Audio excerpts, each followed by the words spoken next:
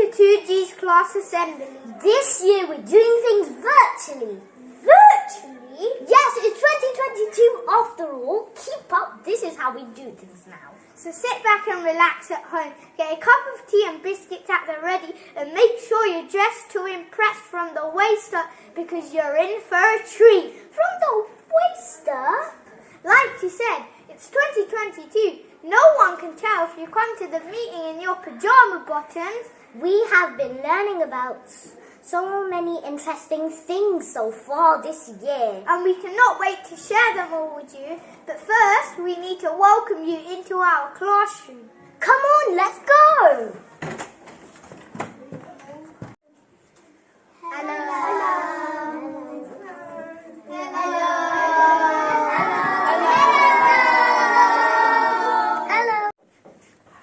In geography this year we have been learning about different continents. A continent is a massive area of land that is separated from others by water or the natural features. There are 10 in total. Can you name them all? Remember, we will know if you are Googling this at home. Don't worry if you can't. We learned a catchy song to help us remember all 7 continents, and this can help you too. We like to share to you. North America, South America, Europe, Asia, Oceania, Africa, Antarctica. These are the continents.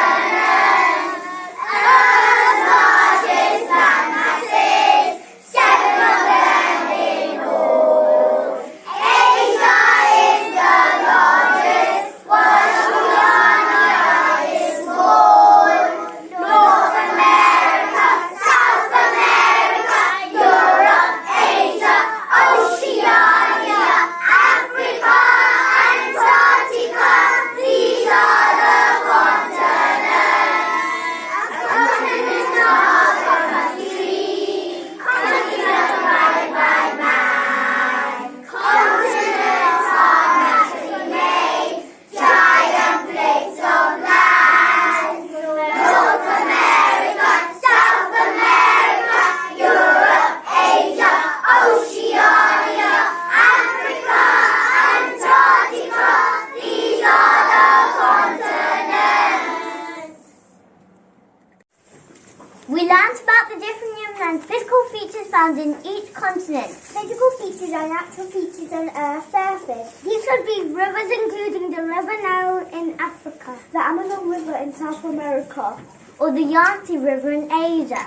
A physical feature could also be mountains, such as Mount Everest in Asia or Kilimanjaro in Africa, or waterfalls such as Angel Falls in South America, or forests such as the Amazon rainforest in South America, which is the largest in the world. Human features, on the other hand, are features that have been built by people. These would include the famous landmarks such as the Eiffel Tower in Europe, the Great Wall of China in Asia,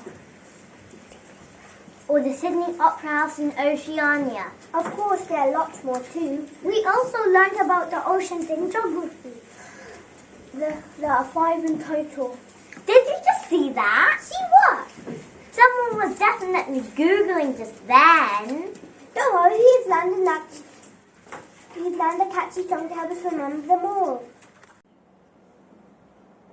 There are 5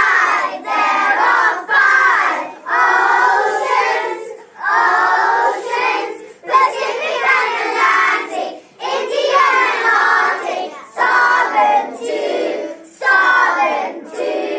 There are 5 oceans, Pacific and Atlantic, Indian and Arctic, Southern too. In all, we have been looking at some famous artists. The first artist we looked at was called Piet Mondrian. Piet Mondrian was born over 100 years ago in Holland. But he lived a long time in Paris in France. He first started to paint trees. But then he started to paint using lots of straight lines to make rectangles and squares. He painted with blue, red, yellow and sometimes black. In art, we created our own pictures in the style of Mondrian.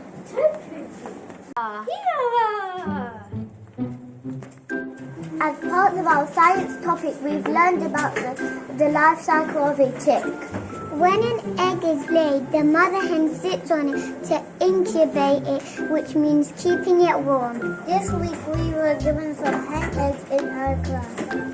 They were stored in this incubator to keep them warm, and the mother hen was not here.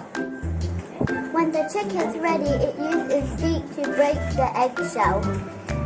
When the chick comes out of the egg, it is very weak and its feathers are wet. It takes a while to get strong to walk. Once the egg is strong enough, we put it in the brooder box. Here they can eat and drink water. In the brooder box, there is a light bulb which keeps them warm. It sleeps under it. Every day we clean the brooder box and make sure there's enough water and food. This week we have been allowed to hold the chicks as long as we are very careful, as they are a living creature.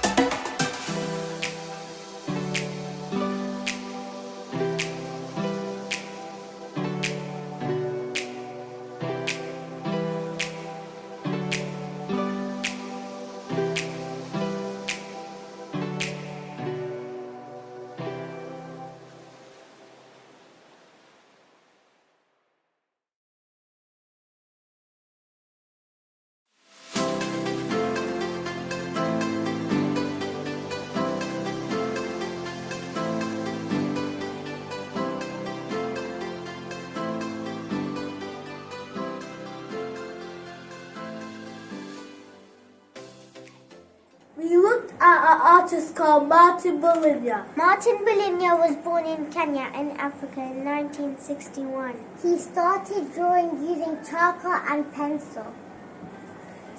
He's well known for his paintings of Maasai people. His characters have dramatic poses which give him emotion. He's paid to have lots of detail in the material they wore. We made our own paintings of the style of Martin Bolivia. Yeah.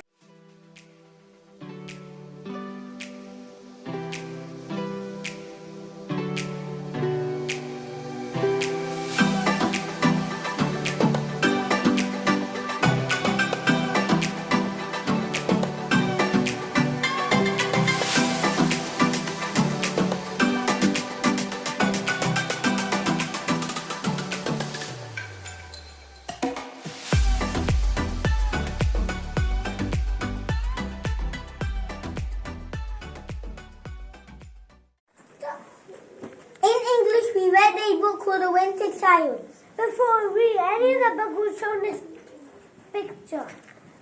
We had to imagine what the boy below the window was thinking and feeling. We wrote a letter from the boy below the window to the boy inside the house. Dear Tom, I am the winter's child. I am sitting in the dark, gloomy cave. Around me there is cold, shiny and icy snowflakes dropping down. Beneath me are snow and sharp icicles. In the sky I can see glittering, shiny stars and a bright, shiny moon. I feel lonely because no one is with me. The thing I want the most is a home with a bed that is cozy, soft and comfy bed. I want a delicious food. Do you have a comfy, soft bed so I am comfy? Do you have a yummy food to share with me? If this happened, I would feel happy because you are really kind. Would you be my friend with me? From the Winter's Child. Once we started reading, we discovered the book was about a boy called Tom who loved playing in the snow. He soon meets the Winter's Child and they become very good friends. Unfortunately, Tom's dad becomes very ill and because it is too cold. Tom chops up his sticks and ladder to help build a fire to keep Nana warm. Sadly, it does not work. The Winter Child soon realizes that he must leave in order to spring to come so Nana is warm again. At the end of the book, the Winter's Child leaves and spring comes. The last page shows this picture. Then we decided to try our very own story about the spring child using structure of the winter child to help us. We split this story up into 5 sections. The beginning, the build-up, the problem, the resolution, and finally the ending. We would like to share with you parts about the spring child. Tom was a playful, kind boy who lived with his caring mum and old Nana. In spring, there were colorful flowers and lovely butterflies flirting around him. Where he lived, he was surrounded by pink, blossomy, tall trees. In the trees were cute, fluffy rabbits hopping around Tom. Tom loved climbing the green trees and chasing the feathery birds. Sometimes the boiling hot sun comes, but sometimes it could rain heavily on the ground. All of a sudden, there was a beautiful girl behind Tom. She was wearing a shimmery green dress and she has hair as wavy as the ocean. She had a wreath of rainbow flowers.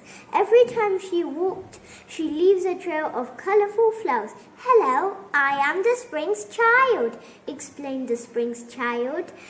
They play tag, racing, and lots more. Tom felt very excited because he had someone to play with. And even the rain didn't stop their fun. They were jumping in the giant puddles. Unfortunately, the rain had to continue. It rained so much it started a humongous flood, and the rocky path was blocked. Sadly, no one could go out because of the deep flood that was big as the ocean. Tom's mom and Nana could not go shopping for yummy food. Tom felt worried because his family was starving. It was extremely horrible. However, Tom felt less worried by playing with the Spring's Child, but a part of him was still worried. Bravely, Tom decided to build a wooden large raft for him and his family so they could go to the shop for delicious food. However, Tom's smart plan didn't work. Tom felt disappointed because his family was starving. Sadly, the Spring Child realizes that she had to go back home for summer to come, or the flood would be there longer. To Tom's surprise, the Spring Child was running across the soggy field as fast as a cheetah. Wait, where are you going? Shouted Tom. I have to go home so summer can come back, replied the Spring's Child. The Spring's Child ran as fast as a cheetah. The spring's giant mom appeared on a seahorse.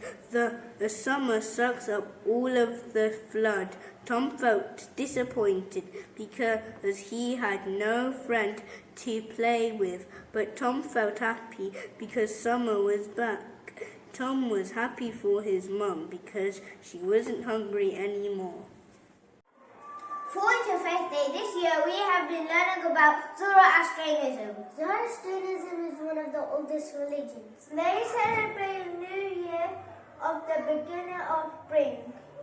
Hyacinth is a symbol of the new year as it represents spring or rebirth, which is the start of New Year.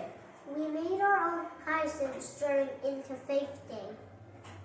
Happy Day!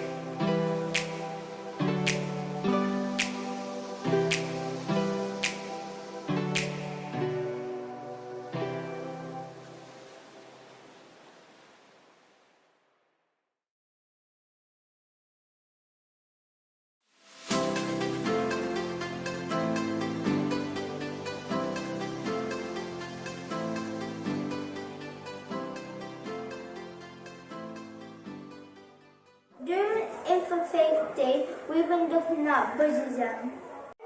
Interfaith Day, we've been looking at Buddhism. Buddhists celebrate the birth, enlightenment, and death of Buddha. During Wesak, people decorate their home with lanterns. Wesak is celebrated in the full moon in May, and we made our very own lantern in Interfaith Day. Here they are.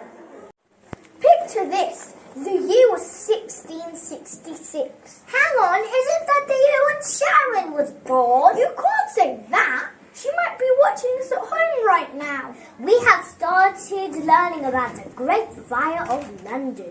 Down on Pudding Lane in a bakery, trouble was brewing. It was September the 2nd, and Thomas Fariner had left his oven on when he was asleep. Of course this started a fire, but not just any fire. It was going to be one of the biggest fires in London's history. When the fire first started, lots of people just went back to sleep. What? They didn't think it was a big deal. The fire spread rapidly across the city. It spread so quickly because of a number of things. Again, stop Googling. Yes, you. We're going to tell you. London had just had a long hot summer, meaning everything was dry and more likely to become alive. There were strong winds which were blowing the fire, making it spread quicker. Most of the houses were made from wood, which was extremely flammable. And the houses were built close together. This was a recipe for disaster. The fire lasted 4 days and 4 nights. After the fire, around 70,000 people were made homeless. We learned a dance about the Great Fire of London. We would like to share it with you.